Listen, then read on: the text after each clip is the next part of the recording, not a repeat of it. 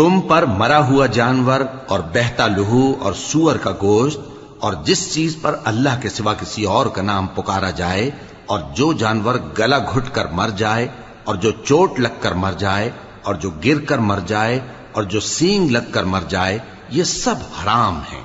और वो जानवर भी जिसको दरिंदे फाड़ खाएं, मगर जिसको तुम मरने से पहले ज़बह कर लो। और वो जानवर भी जो गैरुल्लाह के आस्ताने पर ज़बह किया जाए, और ये भी कि पांसों से किस्मत मालूम करो। ये सब गुनाह के काम हैं।